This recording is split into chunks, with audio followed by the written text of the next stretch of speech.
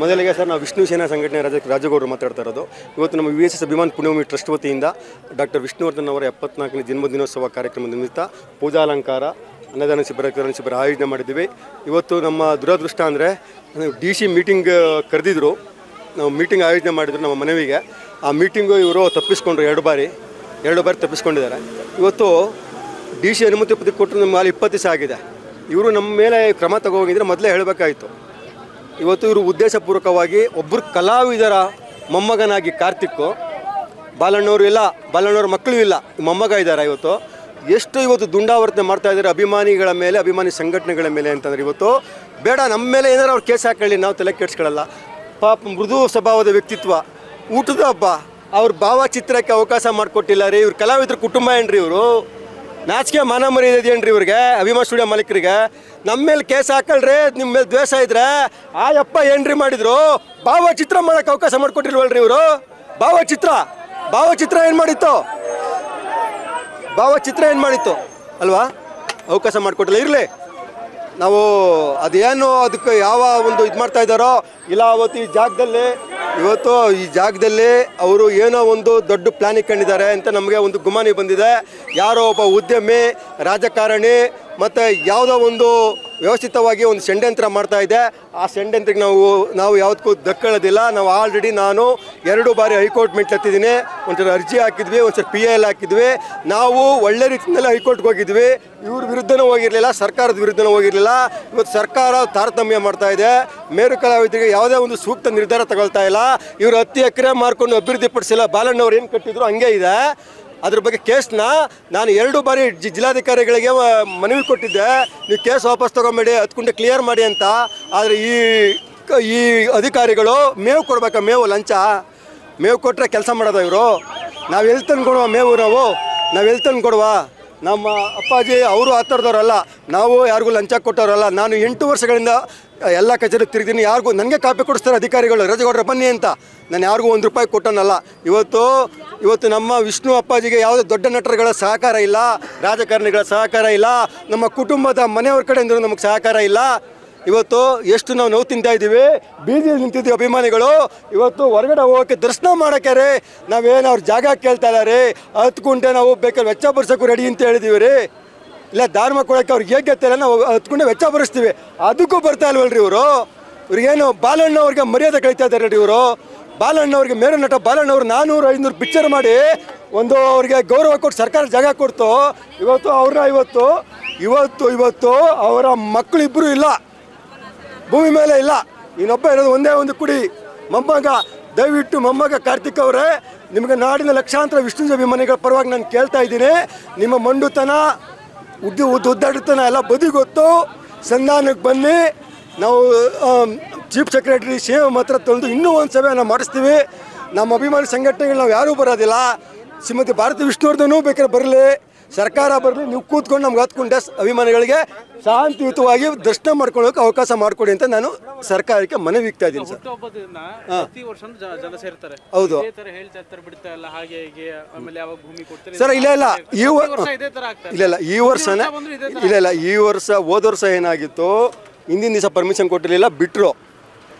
ಈ ಬಾರಿ ಏನು ಮಾಡಿದ್ದಾರೆ, ಅವ್ರಿಗೆ ಉದ್ದಾಟತನ ಪರಮಾವಧಿ ಜಾಸ್ತಿ ಆಗಿಬಿದೆ. ಕೇಡುಗಾಲ ಮೊಟ್ಟೆ ಅಂತಾರಲ್ಲ, ಅದೇನು ಕೇಡು ಬಂದೈತೋ ಗೊತ್ತಿಲ್ಲ, ನನಗಂತೂ ಗೊತ್ತಿಲ್ಲ. ಅಂದು ಬಾಲಣ್ಣನವರು ಒಟ್ಟಿದ್ದ ಟ್ರಿಗರ್ ಗಂಧದ ಗುಡಿ ಪಿಕ್ಚರು ಇವತ್ತು ಇಲ್ಲಿವರೆಗೂ ಅಭಿಮಾನಿಗಳು ಅನುಭವಿಸ್ತಾ ಇದ್ದೀವಿ.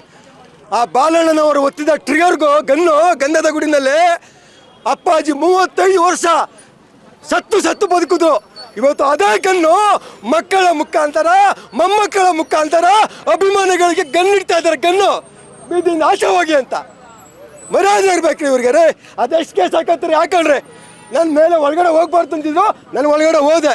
ಕಂಟೆಂಪ್ಟ್ ನಮ್ಮ ಮೇಲೆ ಕೇಸ್ ಹಾಕಲಿ, 10 ಕೇಸ್ ಹಾಕಲಿ, ನಾವು ತಲೆ ಕೆಡಿಸ್ಕೊಳ್ಳೋದಿಲ್ಲ. ನಾವು ಇವಾಗಲೂ ಗೌರವ, ಅವ್ರು ಇಲ್ಲಿವರೆಗೂ 3 ದಿವಸದವರೆಗೂ ನಾನು ಗೌರವ ಕೊಟ್ಕೊಂಡು ಬರ್ತಾ ಇದ್ದೆ. ಇವತ್ತು ನಮ್ಮನ್ನು ಒಳಗಡೆ ಬಿಟ್ಟಿಲ್ಲ ಅಂದರೆ ನಾನು ಯಾಕೆ ಗೌರವ ಕೊಡಬೇಕು? ಅಭಿಮಾನ್ ಸ್ಟುಡಿಯೋ ಮಾಲೀಕರಿಗೆ ನಾನು ಎಂತ ಗೌರವ ಕೊಡಬೇಕು? ಅವ್ರ ಜೊತೆಲಿ 10 ವರ್ಷ ನಾನು ಎಷ್ಟು ಅನ್ಯೋನ್ಯಾಗಿದ್ರು. ಇವತ್ತು ಯಾವ ಲಂಚಕೋರರು, ದಗಾಕೋರರು, ರಾಜಕಾರಣಿಗಳು ಕುಮ್ಮಕ್ಕು ಕೊಟ್ಟು ಇವತ್ತು ಅವರು ದಾರಿ ತಪ್ಪಿಸ್ತಾ ಇದ್ದಾರೆ, ಅಭಿಮಾನಿಗಳನ್ನ ದಾರಿ ತಪ್ಪಿಸ್ತಾ ಇದ್ದಾರೆ. ದಯವಿಟ್ಟು ಅಭಿಮಾನಿಗಳ ಮುಂದೆ ಯಾರು ದೊಡ್ಡವರಲ್ಲ. ಕಾರ್ತಿಕ್ ರವರೇ, ನಿಮ್ಮ ತಾತ ದೊಡ್ಡ ಕಲಾವಿದರು, ಅವ್ರ ಬಗ್ಗೆ ಯೋಚನೆ ಮಾಡಿ ಒಬ್ಬ ನಾವು ಪುಟ್ಟ ಕಲಾವಿದ ವಿಷ್ಣುವರ್ಧನ್ ಅವ್ರಿಗೆ ಒಂದು ಪುಟ್ಟ ಭೂಮಿ ಕೊಡಿ ಅಂತ ಕೇಳ್ತಾ ಇದ್ದೀವಿ ನಾವು. ಏನು ಸರ್, ಅದಕ್ಕೂ ಅವಕಾಶ ಮಾಡಿಕೊಡ್ತಾ ಇಲ್ಲ. ಮುಂದಿನ ದಿನಗಳಲ್ಲಿ ಚೀಫ್ ಸೆಕ್ರೆಟರಿ ಮುಖ್ಯಮಂತ್ರಿಗಳ ಹತ್ರ ಪರ್ಮಿಷನ್ ತಗೋತೀವಿ, ಸಭೆ ಕರಿತೀವಿ. ಅಭಿಮಾನಿ ಸಂಘಟನೆಗಳು ಸರಿ ಇಲ್ವಾ, ಬೇಡ, ನಾವು ಯಾರೂ ಬರಲ್ಲ. ಶ್ರೀಮತಿ ಭಾರತಿ ವಿಷ್ಣುವರ್ಧನ್ ಅವರೇ ಬರಲಿ, ಸರ್ಕಾರನೇ ಸೇರ್ಕೊಳ್ಳಿ, ಸ್ಟುಡಿಯೋ ಮಾಲೀಕರು ಸೇರ್ಕೊಳ್ಳಿ, ಒಂದು ಸಂಸ್ಥೆ ಮಾಡಲಿ, ನಮ್ಗೇನು ಬೇಕಿಲ್ಲ, ಯಾರು ವಹಿಸ್ಕೊಳ್ಳಿ. ನಮಗೆ ಸೆಪ್ಟೆಂಬರ್ 18 ಡಿಸೆಂಬರ್ 30ಕ್ಕೆ ಅಭಿಮಾನಿಗಳು ಒಳಗಡೆ ಹೋಗಿ ಪೂಜೆ ಮಾಡ್ಕೊಂಡು ಹೋಗ್ಬೇಕು, ಅಷ್ಟೇ ನಾವು ಕೇಳ್ಕೊಳ್ಳೋದು ಸರ್. ಭಾಳ ವರ್ಷದಿಂದ ವಿಷ್ಣುವರ್ಧನ್ದು ನಾನು ಫಿಗರ್ ಬರಿತಾ ಹೋದೆ. ಈ ಸಲ ಬಿಡಲಿಲ್ಲ. ನೆಕ್ಸ್ಟು ತಿಥಿ ದಿನ ಎಲ್ಲರೂ ಪೊಲೀಸ್ನವರೆಲ್ಲ ನಾಷ್ಟನೂ ಕೊಡ್ಸೋದಿಲ್ಲ, ಲಾಕಪ್ ಡೆತ್ ಮಾಡ್ಬೋದು ಅಂತ ನನಗನ್ನಿಸ್ತದೆ.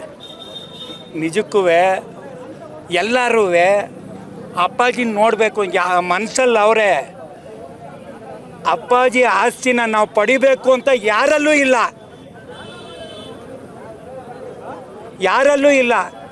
ಎಲ್ಲದರಲ್ಲೂ ಇದ್ದಾರೆ, ಯಾರಲ್ಲೂ ಇಲ್ಲ. ಅಲ್ಲಿ ಎಲ್ಲರೂ ಮುಂದೆ ಬಂದರೆ ಚೆನ್ನಾಗಿರುತ್ತೆ, ಸಮಸ್ಯೆ ಮಾಡ್ಬೋದು. ಎಲ್ಲದಕ್ಕೂ ಇಂಡಸ್ಟ್ರಿಯಲ್ ಇದಾಯ್ತದೆ. ಆಮೇಲೆ ಇವರು ಅಷ್ಟೇ, ಬಾಲು ಸಾರ್ ಇದ್ದಾರಲ್ಲ, ವರ್ಧನ್ ಬಾಲು, ಆರ್ಕೆಸ್ಟ್ರಾ ಮಾಡ್ಬೋದು, ಇದನ್ನು ಮಾಡ್ಬೋದು. ನಾನು ಸ್ಟಿಕ್ಕರ್ ಆರ್ಟಿಸ್ಟು, ಸ್ಟಿಕ್ಕರ್ ಮಾಡ್ಬೋದು. ಎಲ್ಲರಿಗೂ ಒಂದು ಕೆಲಸ ಸಿಗುತ್ತೆ, ಎಲ್ಲರಿಗೂ ಹೊಟ್ಟೆ ಜೀವನ ನಡೀತದೆ, ಇಂಡಸ್ಟ್ರಿಯಲ್ ಬೆಳೀತದೆ. ಅದನ್ನು ಮಾಡಿಕೊಡೋಕ್ಕೆ ತೊಂದರೆ ಕೊಡ್ತಾವ್ರೆ. ಹೋದ ವರ್ಷ ಆವಾಗಲೂ ಚಿಕ್ಕ ವಯಸ್ಸಲ್ಲೂ ಅಪ್ಪಾಜಿ ನೋವು ತಿಂದಿದ್ರು, ಸತ್ತಾಗಲೂ ನೋವು ತಿಂತಾ ಇದ್ದಾರೆ. ನಮ್ಮ ಅಭಿಮಾನಿಗಳನ್ನೆಲ್ಲ ಫುಟ್ಪಾತ್ ಸ್ಥಿತಿಗೆ ತಂದಿಕ್ಬಿಟ್ಟವ್ರೆ, ಭಾಳ ಹಿಂಸೆ ಕೊಟ್ಬಿಟ್ಟಿದ್ದಾರೆ. ವೀರಕ್ಕ ಪುತ್ರ ಶ್ರೀನಿವಾಸ್ ಅವ್ರು ಹೇಳಿದ್ರು, ನಾನು ಅವ್ರಿಗೆ ಅದು ಬಾಲಕೃಷ್ಣ ಅವ್ರ ತಂಗಿ ಮಗಳು ಅದು ಬರೋ ತನಕನೂ ಅದು ಇದನ್ನು ಮಾಡೋಣ ಫ್ರೀಡಮ್ ಪಾರ್ಕ್ಗೆ ಅಂತ ಎಲ್ಲ ಹೇಳಿದರು. ಬಾಲಕೃಷ್ಣನ ಜಾಗ ಏನು ಅಂದರೆ ಅದೊಂದು ಜಾಗ ಅಷ್ಟೇ. ಅಣ್ಣನ ಸ್ಮಾರಕ ಐತಲ್ಲ, ಅದೆಲ್ಲ ಗೌರ್ಮೆಂಟ್ ಅವ್ರದ್ದು, ಎಲ್ಲ ವಶಪಡಿಸ್ಕೊತಾವ್ರೆ. ಇದಾಗಲಿ, ಅದು ಆಗಲಿಲ್ಲ ಅಂದರೆ ಅಣ್ಣಂದು ಇದೆಯಲ್ಲ ಸ್ಮಾರಕ, ಈ ಪೊಸಿಷನಲ್ಲಿ ಹಾಕಲಿ, ನಾವು ಇಲ್ಲೇ ಆರ್ಕೆಸ್ಟ್ರಾ ಮಾಡ್ಕೋತೀವಿ, ಇಲ್ಲೇ ಊಟ ಮಾಡ್ಕೋತೀವಿ. ಹಂಗೂ ಮಾಡೋಕ್ಕೆ ಕೊಡಲಿಲ್ಲ ಅಂದರೆ ಅಣ್ಣ ಹೆಂಗೆ? ಇಲ್ಲೇ ಅಲ್ಲ ಅಣ್ಣ, ಬೇಕಾದ ಇದವ್ರೆ, ಫಾರಿನಲ್ಲಿ ಮಾಡ್ತಾವ್ರೆ. ಹುಚ್ಚ ವೆಂಕಟ್ಟು ಫಾರಿನಲ್ಲಿ, ಸುಮ್ಮನಿರಪ್ಪ, ಫಾರಿನಲ್ಲಿ ಹುಚ್ಚ ವೆಂಕಟ್ ಹೇಳಿದ್ರು, ಫಾರಿನಲ್ಲಿ ಅಣ್ಣಂದು ಪ್ರತಿಭೆ ಮಾಡ್ತಾವ್ರೆ, ಅಣ್ಣಂದು ಬರ್ತ್ಡೇ ತಿಥಿ ಎಲ್ಲ ಮಾಡ್ತಾಯಿದ್ದಾರೆ. ಇದಾದರೆ ಬಾಲು ಸಾರ್ಗೆ ಒಂದು ಆರ್ಕೆಸ್ಟ್ರಾ ಮಾಡೋಕ್ಕೆ ಇದನ್ನು ಮಾಡ್ಬೋದು. ಎಲ್ಲರಿಗೂ ತರಬೇತಿ ಕೊಡ್ತಾರೆ ಬಾಲು ಸಾರು, ಯಾರ್ಯಾರು ಹಾಡು ಇದ್ದಾರೆ ಅದನ್ನೆಲ್ಲ. ಸರ್, ಈಗ ಸ್ಮಾರಕ ಇಲ್ಲ ಆಗಬೇಕು, ವರ್ಷದಿಂದ ಹೋರಾಟ ಮಾಡ್ತಾರೆ, ಈಗಿನ ಆಯ್ತಾನೆ ಇಲ್ಲ ಸರ್, ಆಯ್ತಾನೆ ಇಲ್ಲ. ಅಮ್ಮನೂ ಎಷ್ಟೋ ಟ್ರೈ ಮಾಡಿದ್ರು, ಇಲ್ಲ ಆಗಲಿಲ್ಲ ಅಂತ ಅಂದ್ಬಿಟ್ಟು ಅಲ್ಲಿ ಮಾಡೋಕ್ಕೆ ಬಂದರು. ಅಲ್ಲಿ ಯಾವುದೋ ಇದಾಗೈತೆ, ಅದನ್ನು ತೆಗಿಬಾರ್ದು, ಕಡಿಬಾರ್ದು ಅಂದರು. ಅಮ್ಮನಿಗೆ ಬೇಜಾರಾಯಿತು, ಎಲ್ಲೋ ಒಂದು ಆಗಲಿ ಅಂತ ಮೈಸೂರಲ್ಲಿ ಮಾಡಿದ್ರು. ಅಮ್ಮನೂ ಮಾಡಿಲ್ಲ ತೊಂದರೆ, ಅಭಿಮಾನಿಗಳು ತೊಂದರೆ ಮಾಡಿಲ್ಲ. ಅವರವರೆಲ್ಲ ಬಾಲಕೃಷ್ಣ ಫ್ಯಾಮಿಲಿ ಅವರು ತೊಂದರೆ ಮಾಡವ್ರೆ. ಅವ್ರಿಗೆ ಏನು ಮಾಡಬೇಕು ಅಂದರೆ ಏನಾದರೂ ಹಾಳಾಗೋಗ್ಲಿ ಅಂತ ಅಂದ್ಬಿಟ್ಟು ಅಟ್ಟಿಲಕ್ಕಮ್ಮ ಜಲ್ಗೇರಮ್ಮಂಗೆ ಹೋಗಿ ತಡೆ ಹೊಡೆದ್ರೆ ಬೆಸ್ಟು. ಇಲ್ದವ್ರೆ ಅದು ಆಗಲಿಲ್ಲ ಅಂತಂದರೆ 10 ಜನ 5 ಜನ ಸಾವಾಗಬೇಕು. ನಾನು ಬಾಲು ಸಾರ್ಗೆ ಹೇಳಿದೆ, ಕೇಳಿ, ಬಾಲು ಸಾರ್ಗೆ ಹೇಳಿದೆ, ನಾನು ಏನಂತ ಹೇಳಿದೆ, ಸರ್ ಸೂಸೈಡ್ ಮಾಡ್ಕೊಳ್ತೀನಿ ಅಣ್ಣನ ಇದರಿಂದ ಅಂತ. ಏನಕ್ಕೆ ದಿನಾಕರ್ ಹಂಗೆ ಮಾಡಬಾರ್ದು ದಿನಾಕರ್ ಅಂತ ಅಂದಿಕ್ಕೆ ನಾನೇನಂದೆ, ಸರ್ ವಿಷ್ಣು ಅಣ್ಣ ಇಲ್ದವರು ಪರವಾಗಿಲ್ಲ, ನಿಮ್ಮನ್ನು ನೋಡಿದ್ರೆ ವಿಷ್ಣುವರ್ಧನ್ ಥರನೇ ಇದ್ದೀರಾ, ವಿಷ್ಣುವರ್ಧನ್ನೇ ಸಿಕ್ಕಂಗಾದ್ರಿ, ನಿಮ್ಮಿಂದ ಸಪೋರ್ಟ್ ಮಾಡಿದ್ರಿ. ವಿಷ್ಣು ಅಣ್ಣ ಇಲ್ಲದೆ ಹೋದರೆ ವಿಷ್ಣು ಅಣ್ಣ ನಮ್ಮ ಕಷ್ಟಕ್ಕೆಲ್ಲ ಹೆಲ್ಪ್ ಮಾಡ್ತಾಯಿದ್ರು, ಎಲ್ಲ ಇದು ಮಾಡ್ತಾಯಿದ್ರು.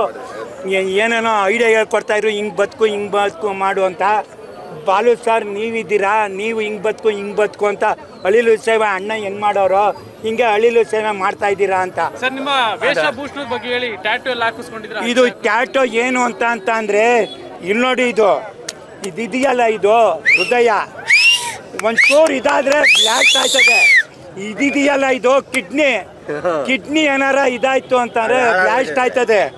ಇದು ಸ್ವಲ್ಪ ಮಿಸ್ಟೇಕ್ ಆಯಿತು ಅಂದರೆ ಒಡೆದೋಯ್ತದೆ.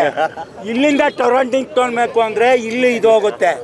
ಇಲ್ಲಿ ಇದು ನೋಡಿ, ಇಲ್ಲಿ ನೋಡಿ, ಇಲ್ಲಿ ರಿಂಗ್ ಮಾಡಿಸ್ತಾ ಇದ್ದೀನಿ round.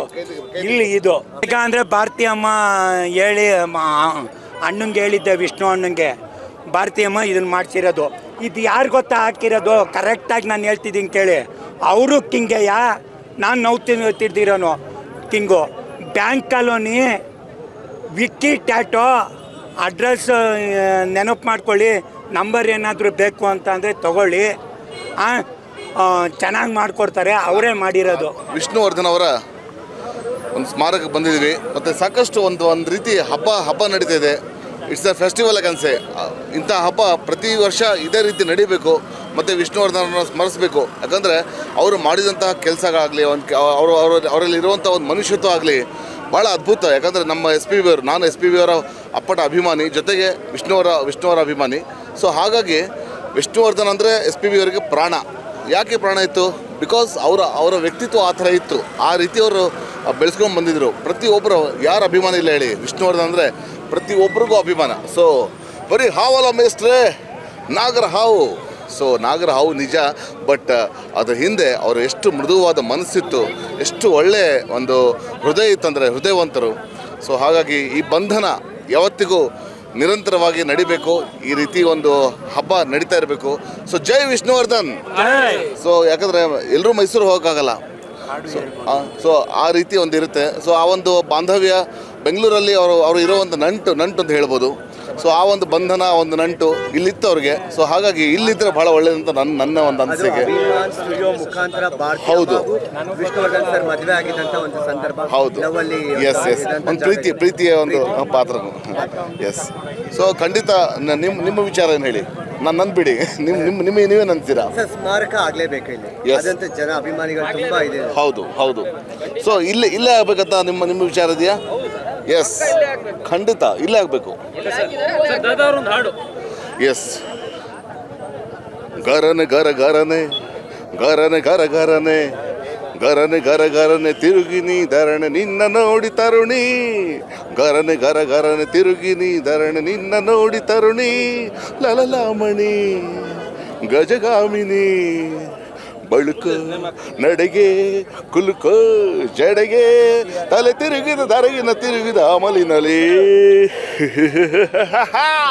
Nagavalli. Thank you so much. Vishwaratna doctor Vishnuvardhan Seva Samiti, ಜಯ ಸತ್ಯವರ್ಧನ. ವಿಶ್ವಕ್ಕೊಬ್ಬರೇ ವಿಷ್ಣುವರ್ಧನ ಅಣ್ಣನವರ 70ನೇ ಹುಟ್ಟುಹಬ್ಬದ ಶುಭಾಶಯಗಳು. ಪ್ರತಿಯೊಂದು ಅಭಿಮಾನಿಗಳಿಗೆ, ಕನ್ನಡಿಗರಿಗೆ ರಾಷ್ಟ್ರ ನಟ ಇವರು. ಕರ್ನಾಟಕದ ಕೋಟಿಗೊಬ್ಬ, ವಿಶ್ವಕ್ಕೊಬ್ಬ ವಿಷ್ಣುವರ್ಧನ. ಈ ಒಂದು ಸಂದರ್ಭ ನೋಡ್ತಾ ಇರ್ಬೋದು. ಈ ಒಂದು ಜಾಗ ಏನಿದೆ ಖಾಸಗಿ ಜಾಗ, ಸರ್ಕಾರ ಜಾಗ ಅಲ್ಲ. ಸರ್ಕಾರ ಜಾಗ ಆಗಿದ್ದರೆ ನಾವೇನು ಬೇಕಾದರೂ ಮಾಡ್ಬೋದು. ಇದು ಪ್ರೈವೇಟ್ ಜಾಗ ಇರೋ ಕಾರಣ ಅಭಿಮಾನಿಗಳು ಸ್ವಲ್ಪ ಸಹಕಾರ ಕೊಡಬೇಕಾಗುತ್ತೆ. ಯಾಕಂದರೆ ಇದು ಕೋರ್ಟಲ್ಲಿ ಸ್ಟೇ ಆರ್ಡರ್ ಇದೆ. ಪೊಲೀಸವರೀಗ ಮಾತಾಡಿದವರು ಒಳಗಡೆ ಯಾವುದೇ ಕಾರಣಕ್ಕೂ ಬಿಡ್ತಾರಿಲ್ಲ. ಅಭಿಮಾನಿಗಳು ಒಂದು ಹೆಚ್ಚಿನ ಜನಸಂಖ್ಯೆ ಬರ್ತಾಯಿದೆ ಅಂತೇಳಿ ಎಲ್ಲಿ ಒಂದು ಗಲಾಟೆ ಆಗುತ್ತೆ, ಗಲಭೆ ಆಗುತ್ತೆ ಅಂತೇಳಿ ಅವರು ಅಭಿಮಾನಿ ಶಾಂತಿಯುತವಾಗಿ ಒಳಗಡೆ ಕರ್ಸ್ಕೊಂಡೋಗಿ ದರ್ಶನ ಮಾಡಿಸಿ ಆಚೆ ಬಿಡ್ತಾಯಿದ್ದಾರೆ. ಇದೊಂದು ಸಂತೋಷದ ವಿಷಯ. ಯಾವುದೇ ಸರ್ಕಾರ ಬಂದು ಅಷ್ಟೇ, ಈ JDS ಪಕ್ಷ ಆಗಿರ್ಬೋದು, ಕಾಂಗ್ರೆಸ್ ಪಕ್ಷ ಆಗಿರ್ಬೋದು, ಇಂದಿನ ಸರ್ಕಾರ BJP ಸರ್ಕಾರ ಕೂಡ ಇರ್ಬೋದು, ಈ ಒಂದು ಜಾಗನ ಕೊಡಿಸ್ತಾ ಇರಲಿಲ್ಲ. ಯಾಕಂದರೆ CMಗೆ ದೊಡ್ಡ ವಿಷಯನೇ ಅಲ್ಲ. 2014-15ರಲ್ಲಿ ಸಿದ್ದರಾಮಯ್ಯ ಅವರು CM ಆಗಿದ್ದರು. ಅವರೇ ಬಂದು ಗುದ್ಲಿ ಪೂಜೆ ಮಾಡಿ ಬೇರೆ ಒಂದು ಜಾಗದಲ್ಲಿ ಮಾಡಿರ್ಬೋದು, 2-3 ಜಾಗದಲ್ಲಿ. ಅವಾಗ ಕೂಡ ಸ್ಟೇ ಆರ್ಡರ್ ತಂದರು. ವಿತಿನ್ 2 ಅವರ್ಸ್ಗೆ ಕೋರ್ಟಿಗೆ ಸ್ಟೇ ಆರ್ಡರ್ ತಂದವ್ರೆ. ಒಬ್ಬ CM ಬಂದು ಜಾಗ ಗುದ್ಲಿ ಪೂಜೆ ಮಾಡಿದ್ದಾರೆ ಅಂದರೆ ವಿತಿನ್ 2-3 ಅವರ್ಸ್ಗೆ ಸ್ಟೇ ಆರ್ಡರ್ ತಂದವರು. ಅಂದರೆ ಇವರು ಯಾವ ರೀತಿ ವಿರೋಧಿಗಳು, ಇವರು ನಾಡ ದ್ರೋಹಿಗಳು ಇವರೆಲ್ಲ, ಗೊತ್ತಾಯ್ತಾ? ಸೊ ಇದನ್ನು ಇಲ್ಲಿ ಸಮಾಧಿ ಆಗಲೇಬೇಕು. ಇದನ್ನು ತಡೆಯೋಕ್ಕೆ ಯಾವುದೇ ಒಂದು ಶಕ್ತಿಯಿಂದ ಸಾಧ್ಯ ಇಲ್ಲ. ಯಾವುದೇ ಒಂದು ಜನರಿಂದ ಸಾಧ್ಯನೇ ಇಲ್ಲ. ಅದು ಗುಂಡಿಗೆ ಇದ್ದರೆ ಎದುರುಗಡೆ ಬಂದು ಹೋರಾಟ ಮಾಡಲಿ, ನಮಗೆ ಎದುರುಗಡೆ ನಿಂತು ಹೋರಾಟ ಮಾಡಿ, ನಾವು ಹೋರಾಟ ಮಾಡ್ತೀವಿ ಅಭಿಮಾನಿಗಳು. ಅದು ಬಿಟ್ಟು ನೀವು ಕಾಣದ ಕೈ ಥರ ದುರ್ಬುದ್ಧಿಗಳು ದುಷ್ಟಶಕ್ತಿಗಳಿಂದ ನೀವು ಈ ರೀತಿ ಮಾಡೋದು ಕಾನೂನು ಪ್ರಕಾರವಾಗಿ ನಮ್ಮನ್ನ ನೀವು ಜಯಿಸ್ಬೋದು ಅಭಿಮಾನಿಗಳನ್ನ, ಅದು ದೇವ್ರನ್ನ ಜಯಿಸೋಕ್ಕಾಗಲ್ಲ. ಇವತ್ತು ಯಾರು ವಿಷ್ಣು ಅಣ್ಣನ ಅಪ್ಪಾಜಿನ ಎದುರಾಕೊಂಡಿದ್ದಾರೆ ಪ್ರತಿಯೊಬ್ಬರು ಕೂಡ ನೊಂದು ಬೆಂದು ಹೋಗ್ಬಿಟ್ಟಿದ್ದಾರೆ. ಯಾಕಂದರೆ ನೀವು ದೊರಕೇಶ್ ನೋಡಿರ್ಬೋದು, ಲಾಸ್ಟ್ ಟೈಮ್ ಸಾಯೋ ಮುಂಚೆ ಅವರು ಮಾತಾಡ್ತಾಯಿದ್ರು. ಯಾಕಂದರೆ ನೊಂದೋಗ್ಬಿಟ್ಟಿದ್ರು ಅವರು. ಯಾಕಂದರೆ ಅವ್ರಿಗೆ ಗೊತ್ತು, ಅವ್ರು ಹೇಗೆ ವಿಷ್ಣು ಅಣ್ಣನ ಗೊತ್ತು, ಬ್ರಹ್ಮಾಂಡಕ್ಕೆ ಗೊತ್ತು ಅಂತ. ಸೊ ಅವ್ರಿಗೆ ಗೊತ್ತಿತ್ತು ಅವ್ರಿಗೆ. ಆಮೇಲೆ ಕೊನೆಯ ಕ್ಷಣದಲ್ಲಿ ಅವ್ರು ಯಾವ ರೀತಿ ನೊಂದೋದ್ರು, ಅದು 20 ವರ್ಷ ಹಿಂದೆ ಆಪ್ತ ಮಿತ್ರ ಇಟ್ಟಾದಾಗ ಯಾವ ರೀತಿ ಇದ್ದರು, ಈಗ ಯಾವ ರೀತಿ ಆದರು. ಯಾಕಂದರೆ ಬದಲಾವಣೆ ಆಗುತ್ತೆ, ಕಷ್ಟ ಕೊಡ್ತಾನೆ ದೇವರು. ಅದಕ್ಕೆ ಯಾರು ದಯವಿಟ್ಟು ಈ ನಮ್ಮ ಅಪ್ಪಾಜಿ ಅಭಿಮಾನಿಗಳನ್ನ ತಾಳ್ಮೆನ ಪರೀಕ್ಷಿಸಬಾರ್ದು.